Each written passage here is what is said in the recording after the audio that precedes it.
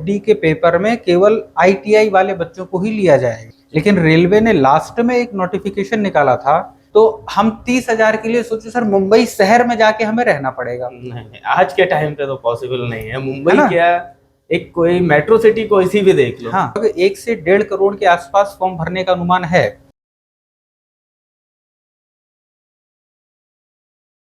Good morning बच्चों, आज हमारे साथ आकाश सर हैं। झांसी के कंप्यूटर कोचिंग इनकी चलती है स्काईवे कंप्यूटर क्लासेस नाम से। आज इनके साथ बैठने का मौका मिला है, क्योंकि हम लोग साथ में ही पढ़ाते हैं, लेकिन बैठने का मौका साथ में आज मिला है। तो कुछ बच्चों के क्वेश्चंस इनके पास से जो ये हमसे डिस्कस करना चाहते हैं, तो देखते हैं, चलिए देखते हैं, बात करते हैं कैसे क्वेश्चन ये हमसे पूछते हैं बच्चों के बारे में। अगर आपके भी कोई क्वेश्चन रहते हैं तो आप कमेंट बॉक्स में लिख सकते हो, ठीक है ना। सर तो आप अपना थोड़ा सा बता दीजिए। मैं आकाश वर्मा और मैं झांसी के अंदर स्काईवे कंप्यूटर इंस्टीट्यूट के नाम से एक कंप्यूटर कोचिंग रन करता हूं, जहां पर बच्चों के लिए बहुत अच्छे कोर्सेस, अच्छी अपॉर्चुनिटीज़, ये सारी चीज़ें रहती हैं। तो सर ये सारी बात तो हम करते रहेंगे, लेकिन अभी जो बात है कि बच्चों का डिस्कशन जो होता है कि सर हम ये तैयारी कर रहे हैं, वो तैयारी कर रहे हैं, और अभी करंट में ग्रुप डी के फॉर्म भरे गए हैं, और ग्रुप डी के फॉर्म के साथ साथ रेलवे का साथ काफ़ी सारी ऐसी चीज़ें आती रहती है कि एग्ज़ाम होगा, कब होगा, कैसे होगा। कई बार आ जाता है कि कोर्ट केस है, कई बार किस हिसाब से वैकेंसी निकाली गई हैं। तो इसके लेके कुछ बातें हैं जो कुछ बच्चों ने हमसे शेयर की, वो हम आपसे करना चाहेंगे, और चाहेंगे कि आप हमारे जो भी स्टूडेंट हैं जो देख रहे हैं, उनका कन्फ्यूज़न कहीं ना कहीं क्लियर हो सके। तो ऐसे ही एक खबर ये आती है कि वैकेंसी कोर्ट केस में तो नहीं फंस जाएगी। देखिए सर, क्वेश्चन तो आपका बहुत अच्छा है। अब चूंकि वैकेंसी जो है कोर्ट में तो चली रही है, डिस्कस तो चल ही रहा है कोर्ट में इसका, लेकिन जहां तक आप देखोगे कोर्ट केस क्या हुआ है, सबसे पहले हम लोग इस पे आते हैं। तो कोर्ट केस आप देखोगे, कुछ बच्चों का ये था कि अच्छा, इसमें थोड़ी सी गलती रेलवे की भी है। 2019 में जब वैकेंसी आई थी तो उस टाइम पे वैकेंसी सभी के लिए ओपन थी, लेकिन रेलवे ने लास्ट में एक नोटिफिकेशन निकाला था जिसमें रेलवे ने कहा कि अगली बार जो वैकेंसी आएगी उसमें केवल ग्रुप डी के पेपर में केवल आईटीआई वाले बच्चों को ही लिया जाएगा, सिर्फ टेक्निकल जाएगा। हाँ, केवल टेक्निकल बच्चों के लिए, ठीक है ना। तो अब कई सारे बच्चों ने जो नॉन टेक में थे, इंटर के बाद आईटीआई करा, है ना, या ग्रेजुएशन भी जिनका हो गया तो उसके बाद भी उन्होंने आईटीआई किया। नोटिफिकेशन के हिसाब से वो चल पड़े। हाँ, कि रेलवे केवल और केवल टेक्निकल के लिए निकालेगा जिसमें आईटीआई लगेगी।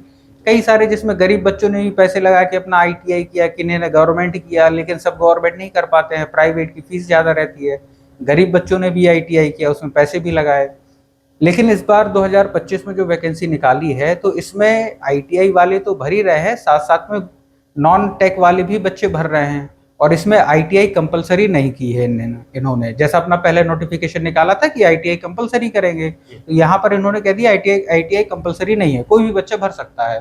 तो 2019 की वैकेंसी के बाद जो नोटिफिकेशन उन्होंने निकाला था कि केवल आईटीआई के बच्चों के लिए आएगी ग्रुप डी की वैकेंसी, तो यहाँ पर बच्चे अब इस चीज़ पर कोर्ट केस हुआ है कि जब आईटीआई वाले बच्चों के लिए नोटिफिकेशन निकाला था तो इसमें सब लोग फॉर्म डालेंगे। अब सब लोग फॉर्म डालेंगे, सीधी सी बात है, कंपटीशन आपका बढ़ जाएगा। लेकिन इसमें एक पॉइंट और है कि अब आप देखोगे जितनी वैकेंसी आई हैं, फॉर्म ऑलमोस्ट भर चुके हैं सभी के, है ना।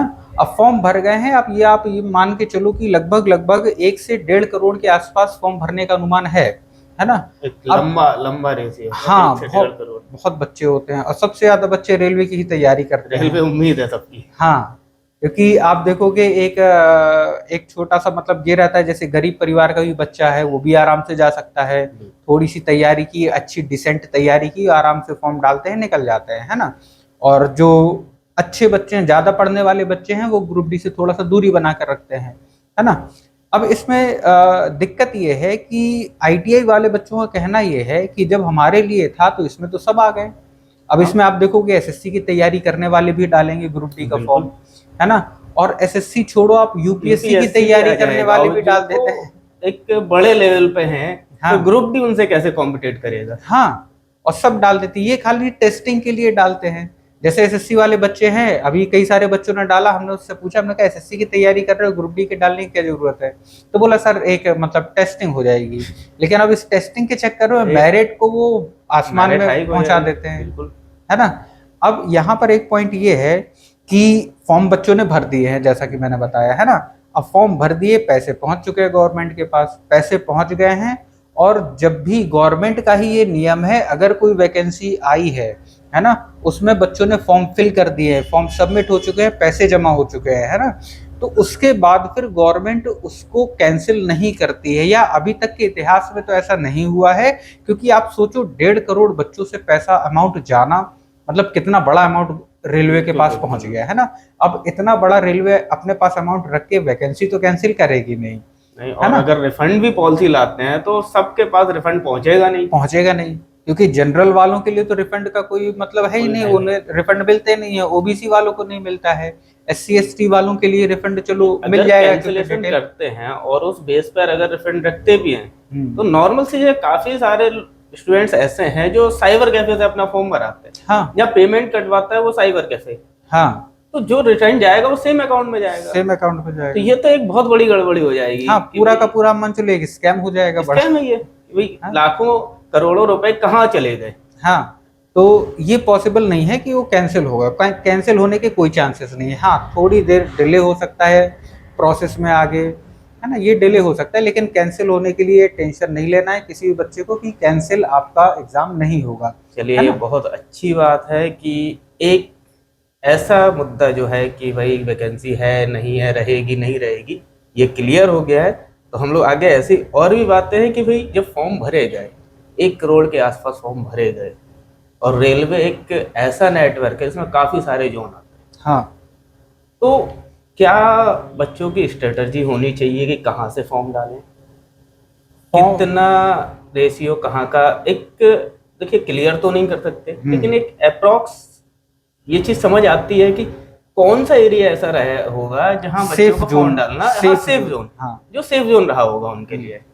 तो ऐसा कुछ आप हमारे बच्चों के या जो लोग देख रहे हैं उनको थोड़ा सा इस बारे में। अब आपने क्वेश्चन पूछा सेफ जोन के लिए, अब आप देखोगे बच्चे अब तो फॉर्म तो भर चुके हैं, सबने अपना अपना जोन भर दिया है इसमें, है ना। अब बच्चे यूट्यूब में यही दिन रात सर्च करते रहते हैं कौन सा सेफ जोन है, कौन सा सेफ जोन है।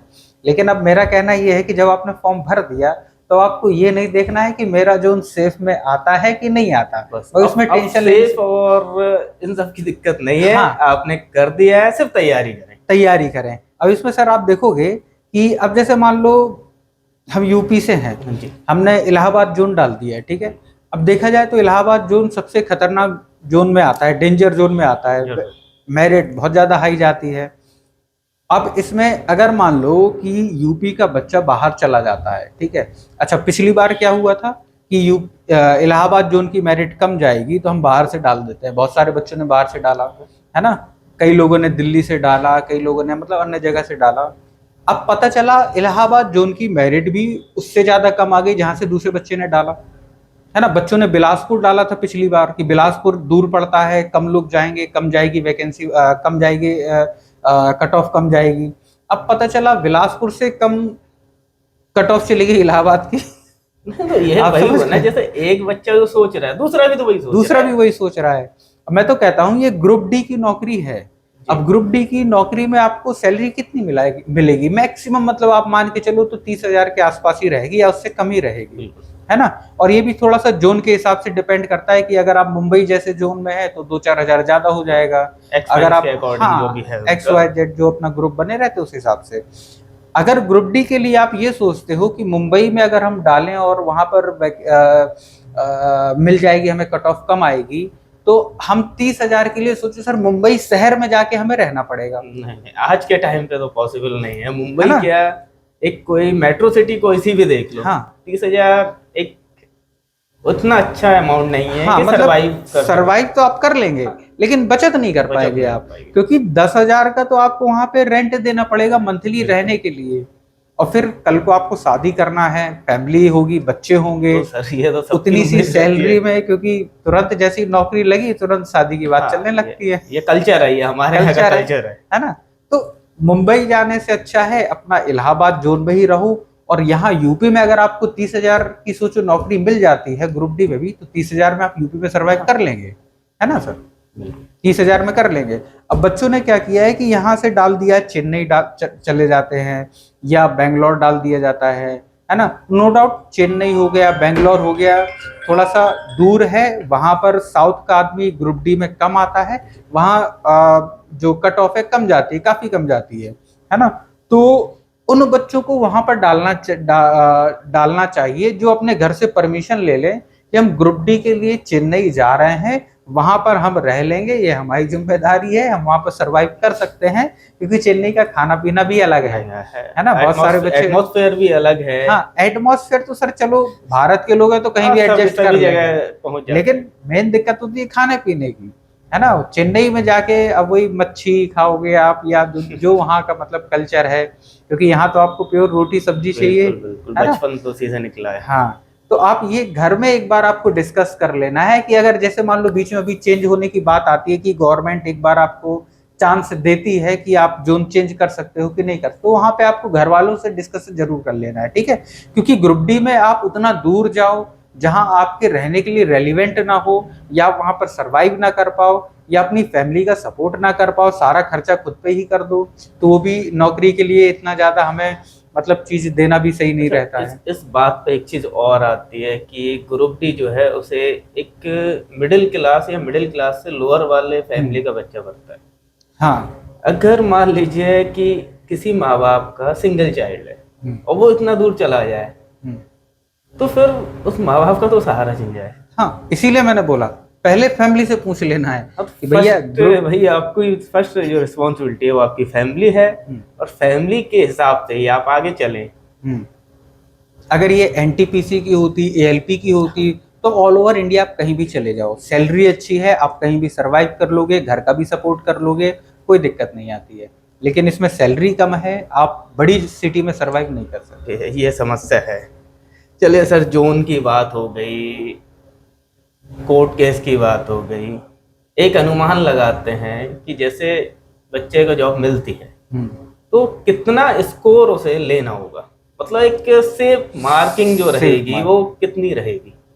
जी, अब देखिए यहाँ पर कई सारे बच्चों का क्वेश्चन रहता है कि सेफ स्कोर कितना रहेगा, मतलब हम मिनिमम कितने नंबर ले आए कि हमारा हो जाए आराम से, है ना? दिक्कत कोई सा भी जोन हो, एक डेस्टिनेशन वाली बात होती है हाँ, ना कि भाई हम तैयारी कर रहे हैं तो हमें किस डेस्टिनेशन तक पहुंचना ही पहुंचना है, मतलब हाँ, टारगेट फिक्स करना होता है। हाँ, ऐसा कुछ कितना करीब रहेगा? अगर आप इसकी देखो तो सबसे पहले हमें ये देखना पड़ेगा कि मार्किंग कितने की है। अब आप इसमें देखोगे तो 100 नंबर की मार्किंग होती है, जिसमें आपके 100 क्वेश्चन रहते हैं, math, reasoning, science, general studies वगैरह सारा कुछ मिला के, है ना? अब 100 मार्क के पेपर में, 100 नंबर के पेपर में अगर आप मिनिमम भी देखोगे, है ना? अच्छा, ये कोई मतलब पर्टिकुलर जोन के लिए नहीं है, सभी जोनों के लिए मैं बता रहा हूँ, है ना? हाँ, कि आप कोई सा भी जोन डालो, मिनिमम आप इतने नंबर अगर टारगेट लेके चलते हो, तो अगर आप ये देखोगे कि मैथ में सबसे पहले एक एक सब्जेक्ट को कवर करते हैं, मैथ में 25 क्वेश्चन आना है, एक क्वेश्चन एक नंबर का, मिनिमम आप देखोगे जो 70% बच्चा रहता है कंपटीशन का, वो मैथ में और रीजनिंग में ज्यादा स्कोर करता है ना? मैथ 25 नंबर की आना है तो बच्चा उसमें कम से कम 22, 23 नंबर, 24 नंबर या 25 के 25 नंबर सोच के चलता है ना? यानी अगर अपन मिनिमम भी मान के चलें तो 22 नंबर ले लेते हैं एवरेज। सेम इसी तरह साइंस आपकी 25 नंबर की आएगी। अब इस 25 नंबर की साइंस में अब यहाँ पर बच्चा 25 में 25 नहीं ला सकता, पॉसिबल नहीं है, और फिक्स नहीं है। हाँ, फिक्स नहीं है कि कहाँ से क्या क्वेश्चन फिक्स होती है कि भाई इसके चैप्टर ये है, ऐसे रूल है, ऐसे फॉर्मूलेज हैं, पर साइंस का कोई फॉर्मूला नहीं है। हाँ, उसे आपको पूरा पढ़ना पड़ेगा। अब जब आप मान लो बहुत अच्छे से साइंस पढ़ोगे तब आप 25 में से 18 क्वेश्चन या 20 क्वेश्चन तक पहुंच जाओगे, है ना?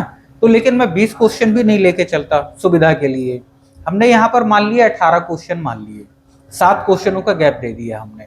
साइंस है जो है, हाँ, वो आप लेके चल रहे हैं आराम से। अब साइंस है तो हम 25 में से 18 क्वेश्चन मान सकते हैं, है ना?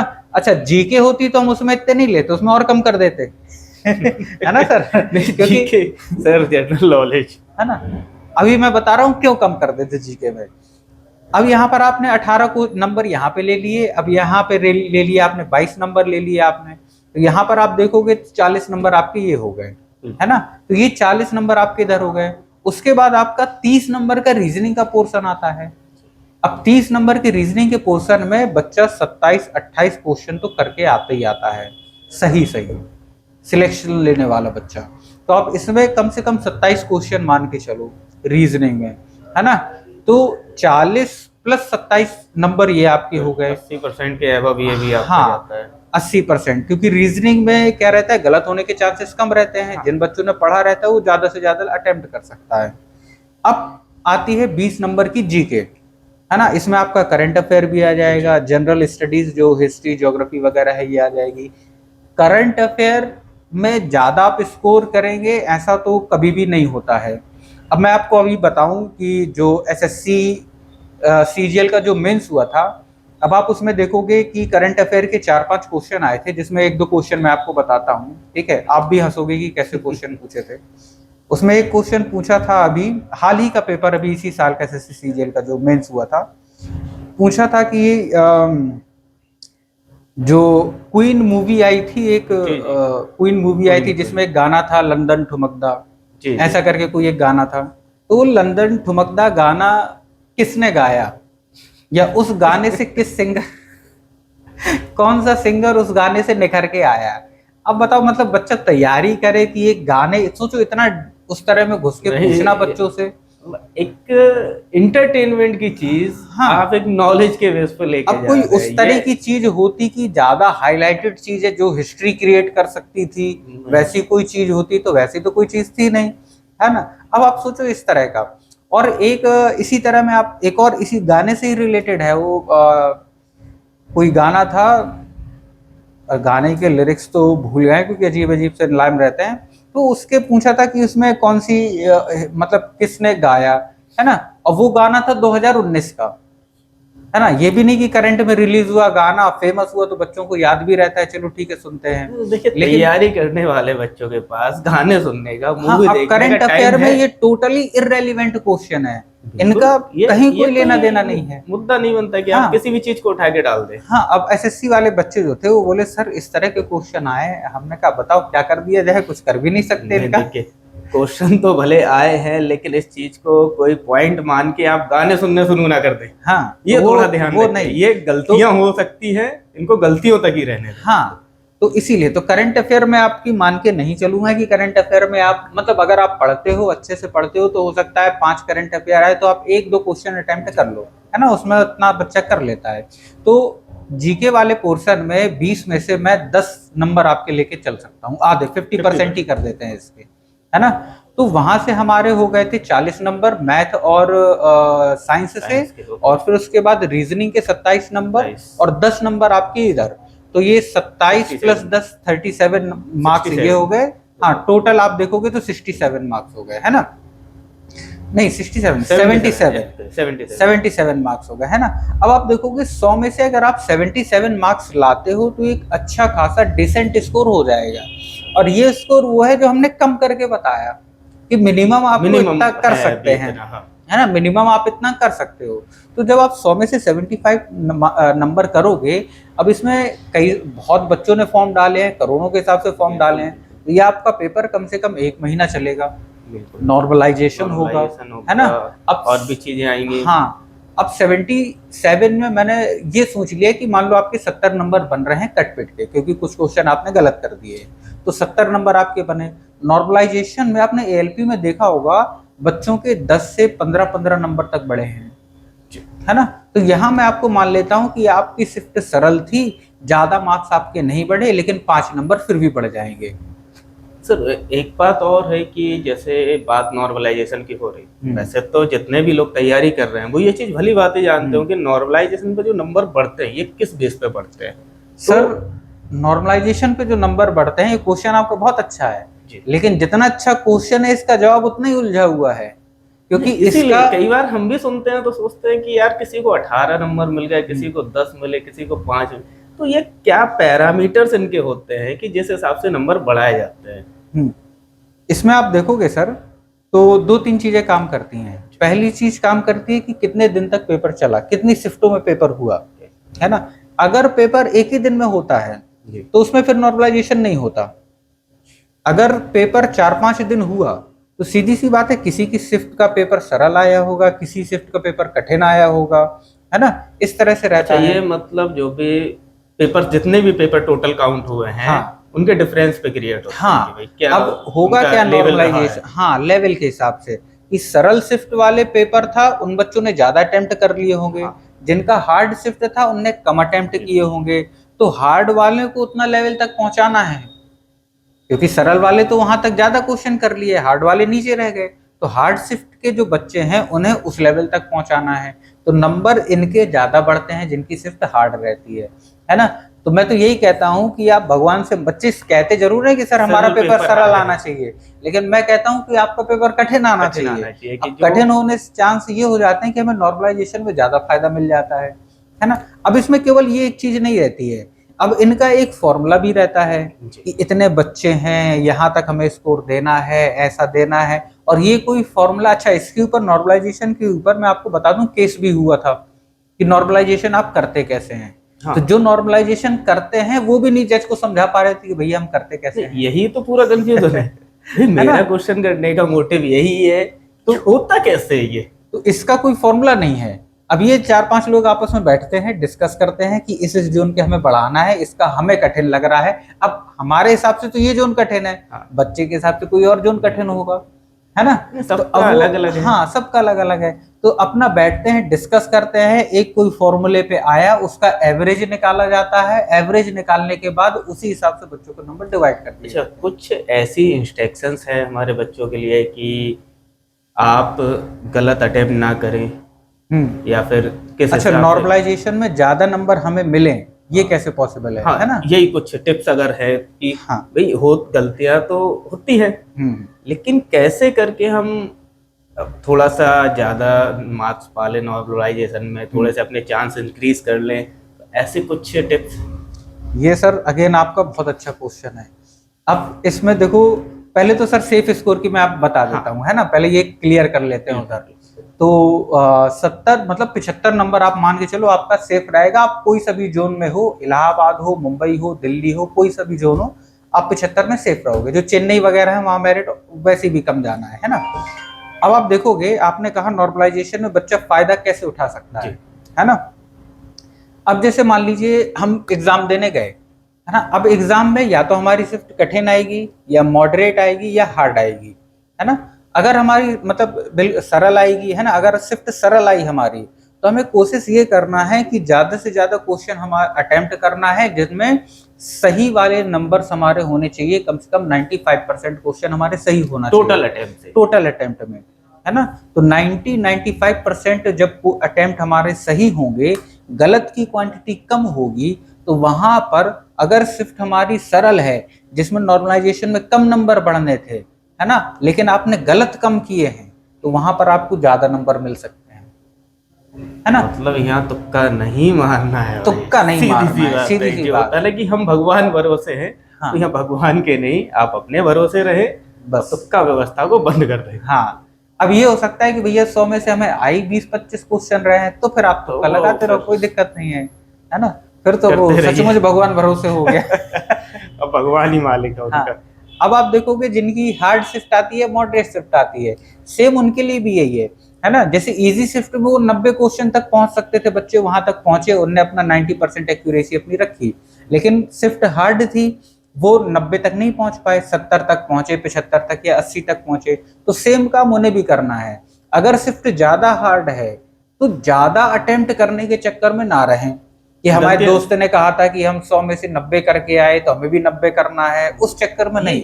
ये तो सर शुरू से आदत है, कोई भी एग्जाम हाँ दिया हो, एग्जाम के बाद दोस्त से डिस्कस करते हैं कि भाई कितने किए, हाँ, कोई सा भी लेवल रहा हो, हमने भी किया, आपने भी किया होगा, ये सबके साथ होता है। तो वो चीज आपको नहीं करना है ना। तो मतलब आपको पेपर लेके चलना है कि अगर मतलब जितने आप एक्यूरेसी जितना रखेंगे नॉर्मलाइजेशन में, उतना फायदा। सारी चीजें जो हैं वो एक्यूरेसी की हैं, हम्म। और इसका ध्यान रखें। चलिए सर, ये सब तो ठीक है कि तैयारी कैसे करनी है, क्या ध्यान रखना है, कहाँ तक जाना है, कहाँ एग्ज़ाम देना है, कोर्ट का भी चलिए क्लियर है कि एग्ज़ाम कैंसिल होने के चांस तो ना के बराबर है। हाँ, अगर थोड़े से कोई बदलाव आते हैं तो उनके लिए तैयार रहें, अब बात आ जाती है कि एग्ज़ाम जो होगा, क्या अनुमान है कि कितना समय रेलवे को ले सकते हैं एग्ज़ाम को कंडक्ट कराने में? अभी देखो सर, रेलवे एकदम बिल्कुल टॉप फॉर्म पे चल रहा है एग्जाम करवाने के चक्कर में। हाँ, ये तो है। अभी करंट में भी कुछ एग्ज़ाम्स हुए हैं, लाइन से एग्जाम हो लाइन रहे से हैं बच्चों ने एग्ज़ाम, क्योंकि अभी पिछले आरपीएफ भी शायद अभी चल रहा है या कंप्लीट हो हो गया, गया है, ये कंप्लीट हो गया। कंप्लीट हो गया हाँ, है। क्योंकि एक साल से, पिछले एक साल से रेलवे बहुत स्पीड में पेपर करवा रहा है ना। अब दिक्कत ये थी, पहले जो पेपर होते थे 8-8 10-10 साल लग जाते थे। जी। आज से जो 5-6 साल पहले पेपर होते थे उसमें 4-4 5-5 साल पे लग जाता था। लेकिन अब यहाँ पर चूंकि कई सारे टीचरों ने विरोध भी उठाया, कई सारे बच्चों ने मतलब प्रोटेस्ट भी किया, ऑनलाइन प्रोटेस्ट भी इसके खूब हुए, है ना। और सीधी सी बात है, रेलवे एक्सीडेंट बढ़े हैं। जी। जब आप कर्मचारी नहीं लोगे, कर्मचारियों की ये संख्या ज़ाहिर-सी कम बात हो है, और जाएगी, रेलवे एक्सीडेंट बढ़ेगा। और रेलवे के साथ कभी भी ऐसा कुछ होता है तो एक अंदर से फील होता है कि वो फील आ जाता है, दुखी हाँ, भावना आ जाती है कि यार रेलवे सबसे ज़्यादा भरोसे रेलवे पे है। सबसे ज्यादा भरोसा। आपको हज़ारों किलोमीटर जाना है, आप कोई भी साधन यूज़ नहीं करेंगे, आप हाँ, रेलवे से जाएँगे। हाँ, यहाँ तक कि इतनी अच्छी सुविधाएँ एरोप्लेन देता है, लेकिन लोग रेलवे को प्रेफ़र करते हैं, सस्ता है, सेफ। हाँ। तो अब ये एक्सीडेंट क्यों होते हैं? सीधी सी बात है, कर्मचारियों की कमी, जी। है ना।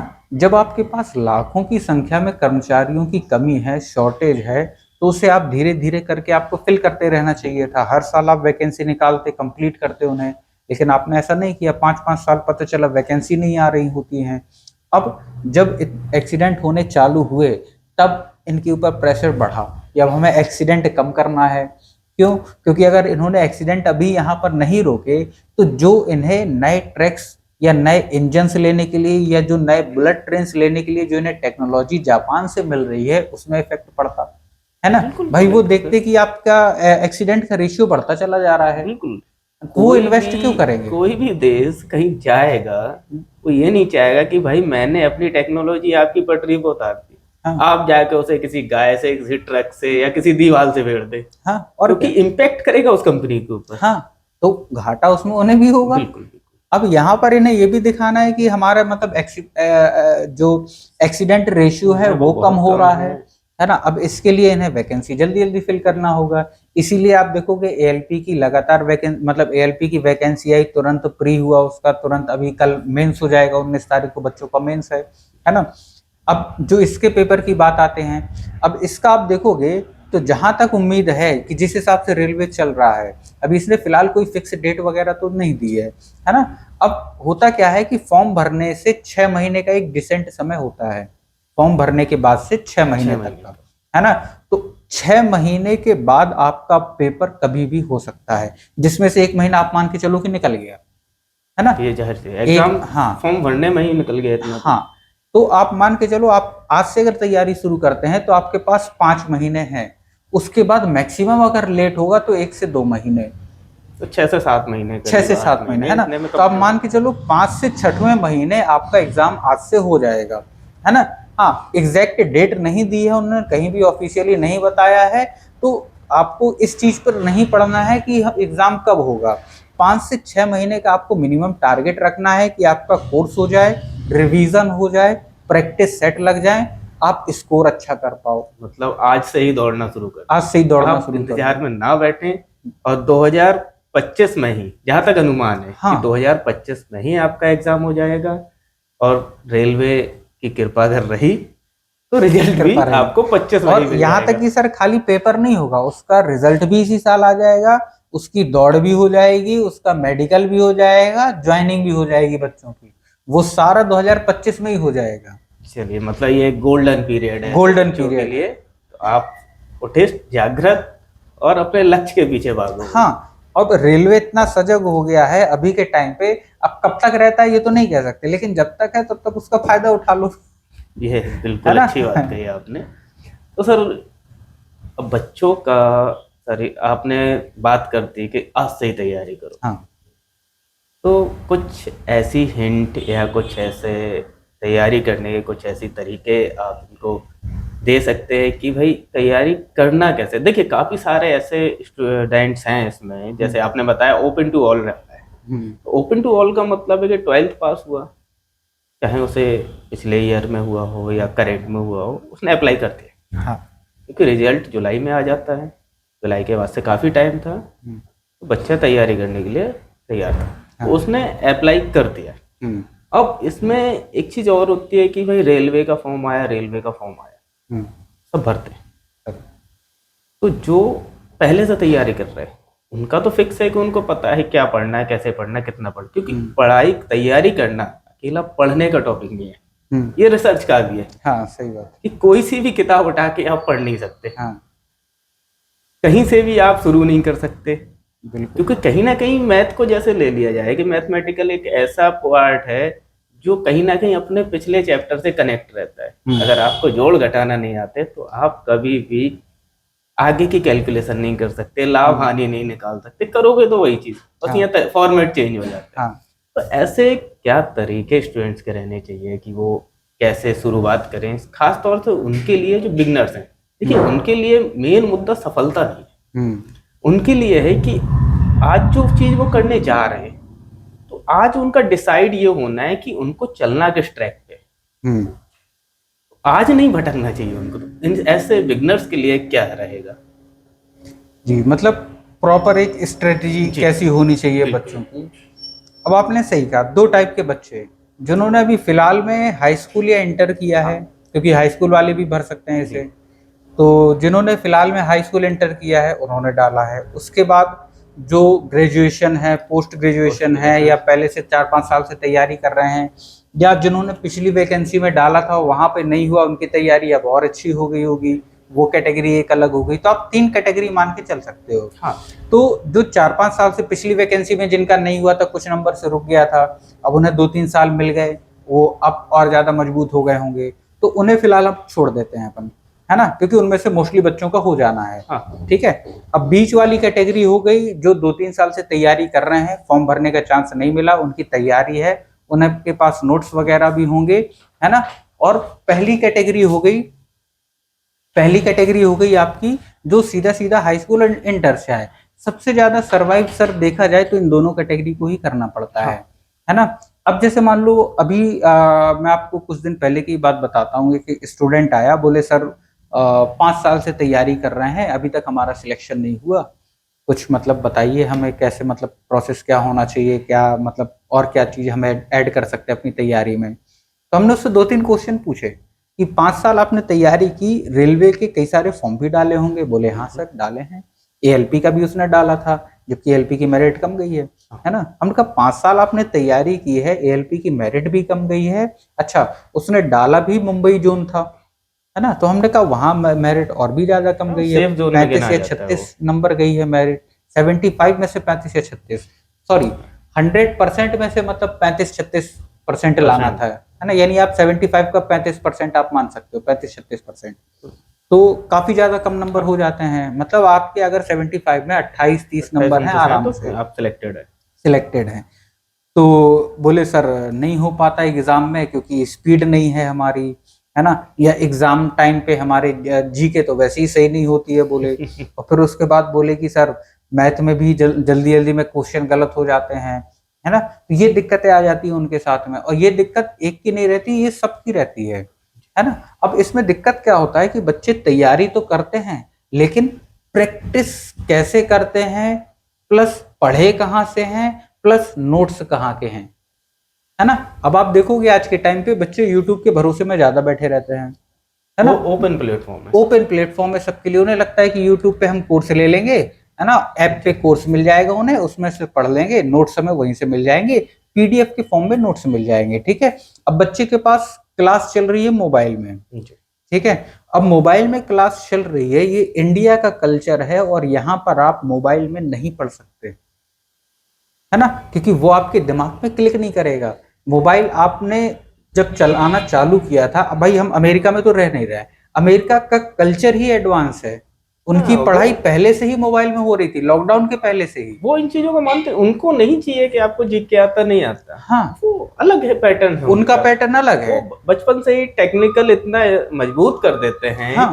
कि उनको इन सब चीजों के कोई फर्क नहीं पड़ता। वो कल्चर भारत में आए लॉकडाउन के बाद कि ऐप से आपको पढ़ाई करना है, ये चीज लॉकडाउन के बाद ज्यादा आई।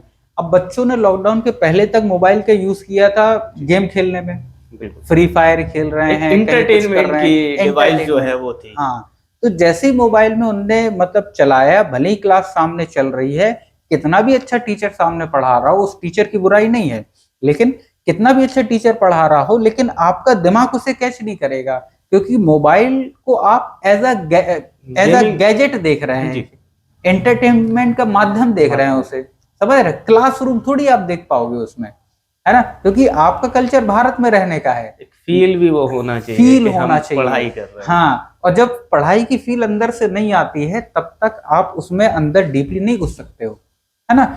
अब यहाँ पर देखो सर, दिक्कत ये है कि बच्चे ऑफलाइन जाना कम कर दिए हैं, नोट्स उनके पास मोबाइल में पीडीएफ फॉर्म में पड़े हैं, है ना?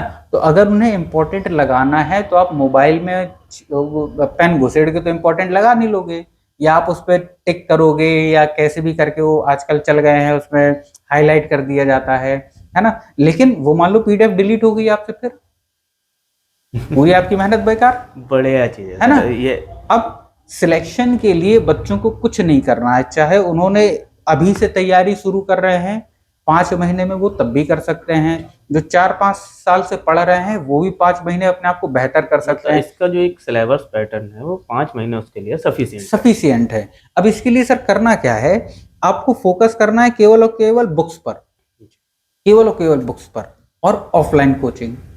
ऑफलाइन कोचिंग में आप जब जाओगे, 10 बच्चे, 50 बच्चे, 100 बच्चों के बीच में जब आप पढ़ोगे, हाँ, एक बात ध्यान रखना है कि अगर आप नए पहली बार कोचिंग जा रहे हो, तो 5-5, 10-10 हजार की क्लास में आपको नहीं बैठना है कि पता चला 5,000 बच्चे बैठे हैं, उस क्लास में जाके आप बैठ जाओ। आपका टीचर के साथ इंटरेक्शन खत्म हो जाता है ना? तो भले ही आप थोड़े से कमजोर टीचर से पढ़ लो, कोई दिक्कत नहीं है, आपके एरिया में, आप किसी भी एरिया में रहते हो, कोई एक कमजोर टीचर भी है, तो वो भी बच्चों को इस हिसाब से पढ़ाता है कि इसका सिलेक्शन हो जाए। बिल्कुल बिल्कुल। कोई भी वो टीचर ऐसा पढ़ाता है, एक भले ही वो टीचर खुद का तो कमजोर, उससे धर्म है, फर्क वो नहीं तो पड़ता। देखिए अपनी पॉजिटिव ही लेके चलता है। हाँ, उसका प्रॉफिट ही है। दुनिया में सिर्फ एक टीचर ऐसा हाँ, है जो मानता है कि आप सफल हो जाओ तो सब हमारा भला है। बाकी सारे प्रोफेशन में सर है कि अगर डॉक्टर तो ये सोचेगा लोग बीमार हो। अब सर टीचर चाहे जितना लालची हो, टीचर चाहे जितना बेईमान हो, टीचर को भले ही कुछ नहीं आता हो, ठीक है, अगर वो टीचर है, आपको पढ़ा रहा है, आप उससे डाउट पूछोगे, वो कमजोर भी है, लेकिन वो कहीं ना कहीं से खोज के ले खोज के आएगा, लाए। आपको बता देगा, तो है भला ना? टीचर सिर्फ भला कर सकता है, भला आपका करेगा। बुरा नहीं। हाँ, तो आप ये नहीं सोचना है कि हमारे एरिया में कोचिंग नहीं है या अच्छी कोचिंग नहीं है, आपको एक ऑफलाइन गाइड करने के लिए एक आदमी चाहिए, है ना? तो वहां से आपको गाइडेंस मिल जाएगा। दूसरी चीज, आपको बुक्स पर डिपेंड रहना है। अच्छा, बुक्स भी सर 2 टाइप की आती हैं। एक तो अब क्या है कि यूट्यूब पे जो आदमी पढ़ा रहे हैं वही अपनी बुक्स निकाल रहे हैं, ठीक है, अच्छा, एक उन बुक्स पे भरोसा कंटेंट नहीं। जो उन्होंने अपने लिए बना के रखा है कि हाँ, वीडियो की जो स्क्रिप्ट है सीधा स्क्रिप्ट कॉपी पेस्ट है। हाँ, वो, और साथ साथ में प्रीवियस ईयर के क्वेश्चन ऐड कर दिए, उसी को बुक के फॉर्म में दे दिए बच्चों को, ठीक है। तो उन पे भी भरोसा नहीं करना है। आपको जो पुरानी बुक्स चली आ रही हैं, जैसे किरण हो गई, आप लूसेंट हो गई, है ना, इन्हें बच्चा कमजोर समझने लगा है।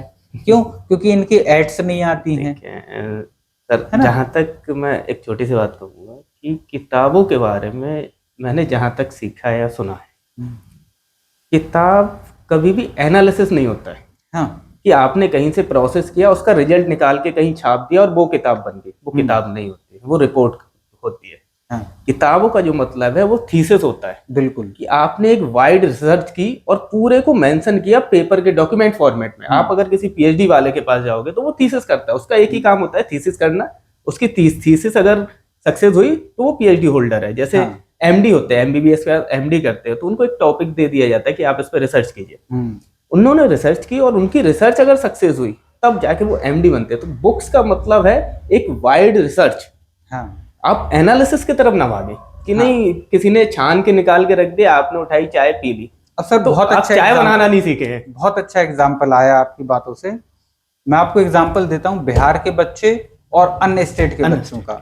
अब आप देखोगे, लूसेंट की जो बुक आती है, जीके की छोटी सी बुक आती है, ज्यादा मोटी रहती नहीं है। अब अगर किसी बच्चे से आज के टाइम पे कहा जाए कि जीके के लिए लूसेंट ले लो, ठीक है, उसके दिमाग में पहला ख्याल आएगा यार लूसेंट कौन पढ़ता है अब, ठीक है ना।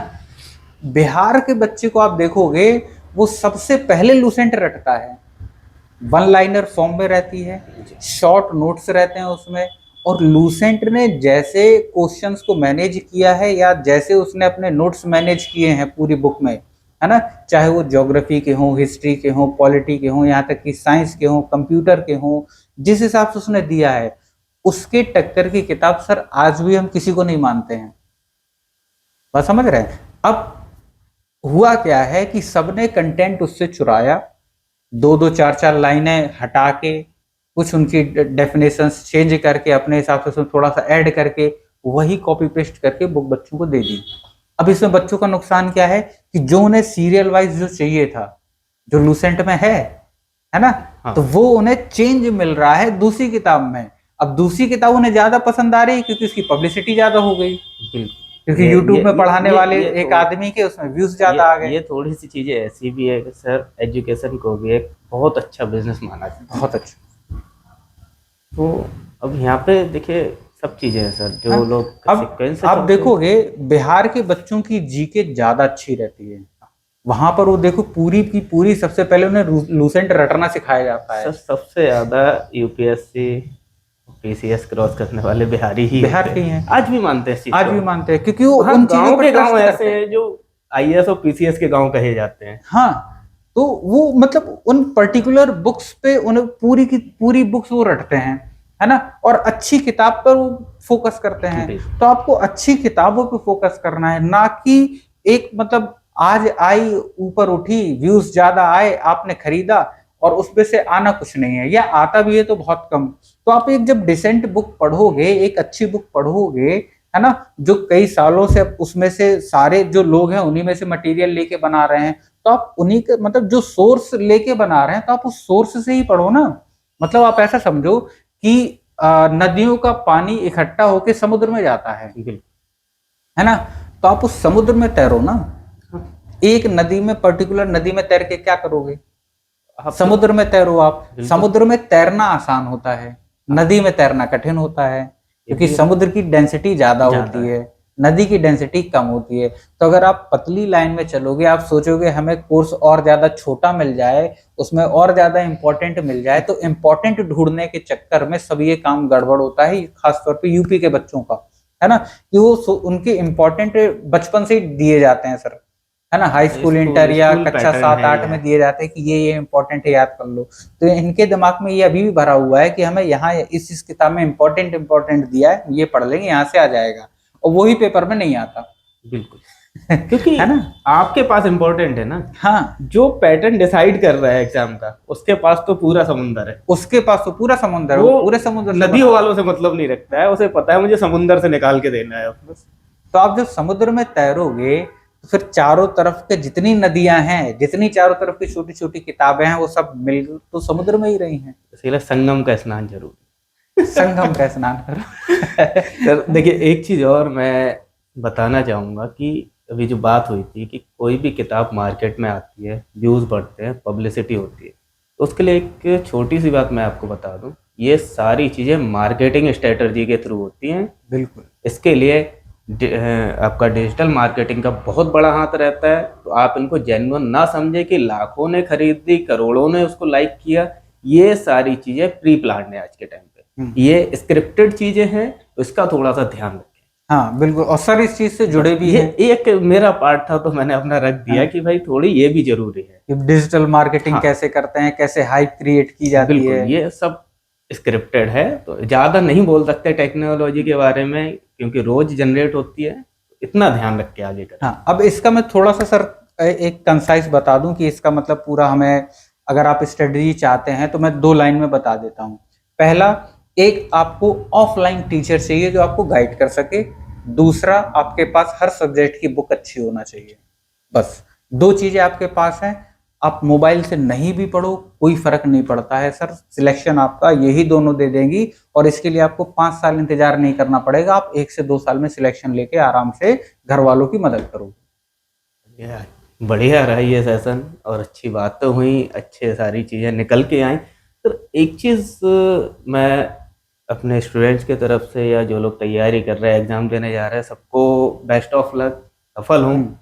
उनके लिए मैं एक चीज आपसे चाहूंगा कि सर हफ्ते में या 15 दिन में एक थोड़ा सा समय रखें, जी। जहाँ देखिए हम आपसे जो क्वेश्चन कर रहे हैं, जो हम तक आए हम वही कर पा रहे हैं। हाँ।